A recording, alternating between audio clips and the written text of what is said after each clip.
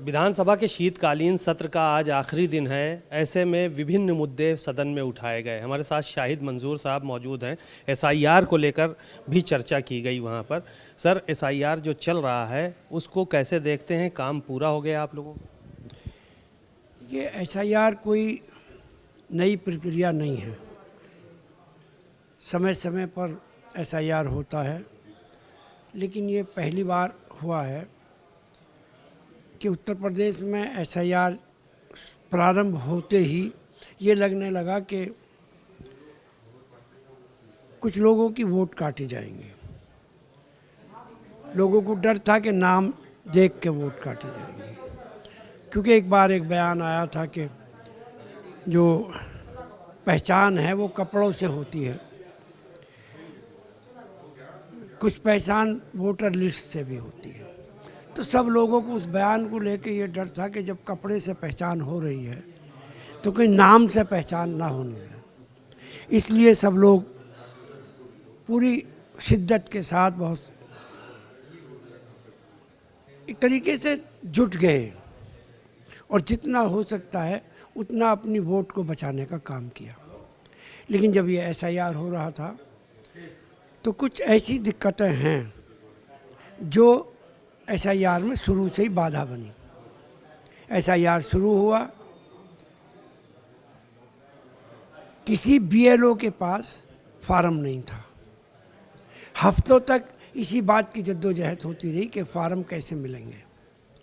Farm मिले वो आधे अधूरे थे।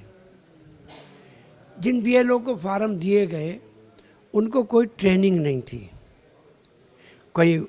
उनको कोई ट्रेनिंग नहीं दी गई, उनको जानकारी नहीं थी कि एसआईआर का फॉर्म कैसे भरना है। उनको सौंप दिया गया। अब जिन लोगों को सौंपा गया उनमें शिक्षा मित्र हैं, बेसिक शिक्षा के टीचर हैं, बेसिक शिक्षा के टीचर के अलावा कुछ आंगनबाड़ी हैं, कुछ और विभिन्न कुछ विभाग के कुछ ऐसा भी सामने आया कि कुछ पियोन हैं, क्लर्क हैं, जिन लोगों को ना तो कंप्यूटर चलाना आता है, ना अपलोड करना आता है, ना उनको ट्रेनिंग थी। हफ्ता गुजर गए इसी में। और जिनका एसआईआर होना था वो भी, उनको भी जानकारी नहीं थी। दहशत तो थी। उधर बीएलओ को टेंशन थी कि कैसे भरा जाएगा। फिर उन पर दबाव था, प्रेशर था कि इसको काम को जल्दी निपटाया जाए, जल्दी। तो उस निपटाने में बहुत सारे बीएलओ निमट गए, उनकी शहादत हो गई, आत्महत्या कर ली। उस टेंशन में कहीं एक्सीडेंट में मारे गए। तो एक लंबा मसला जो है वो रहा है इस एसआईआर के करने में। मुख्यमंत्री ने एक बयान दिया था कि 4 करोड़ वोट जो है वो कहीं ना कहीं कट रहे हैं, उसमें 80% भारतीय जनता पार्टी के वोट। मैं समझता हूँ कि मुख्यमंत्री अगर कह रहे हैं कि भारतीय जनता पार्टी के हैं तो होंगे भारतीय जनता पार्टी के।